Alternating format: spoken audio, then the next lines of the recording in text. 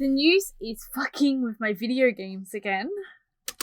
There's pressure on the federal government to do more to regulate the hidden dangers of digital devices facing families. Fresh evidence shows they're luring children into sharing data, while some games encourage gambling.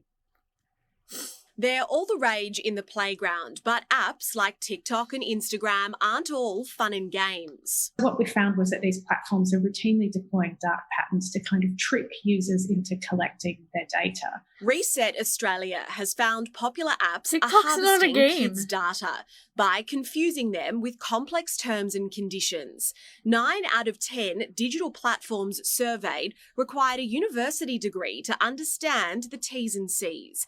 Others used deceptive techniques to trick children into handing over their details. Reset Australia now wants a national children's code to better protect kids' data online.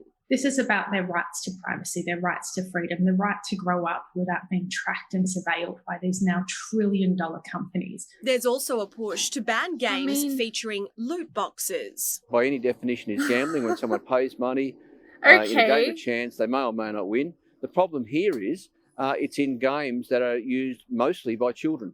Independent Tasmanian MP Andrew Wilkie will take the matter to Parliament in a private members' bill next month, calling for games that include loot boxes to be rated R18+. Most parents aren't aware that their kids are actually gambling and being trained up to gamble when they're an adult. JODI Lee, 7 News.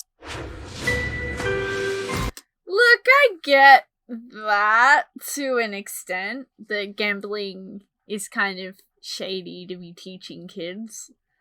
However, the thing that I disagree with is I don't think that you should be putting that into our categories. I think that it is up to the parents to actually monitor what their children are doing on the internet. And if the children are doing stuff or looking into stuff that's shady, the parents should actually be aware and involved in what the kids are doing on the video games or the apps or whatnot.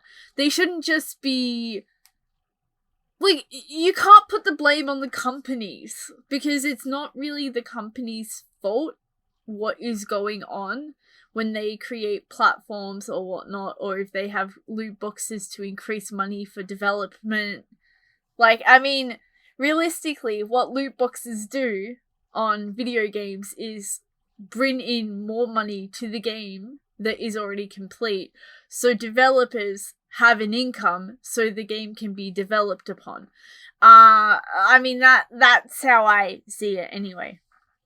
Obviously, some places will use loot boxes as a way to earn money, but, like, I think, like, this had a lot of, like, random information in it, so they were like, video games are bad because TikTok. And it's like, TikTok's not even a game.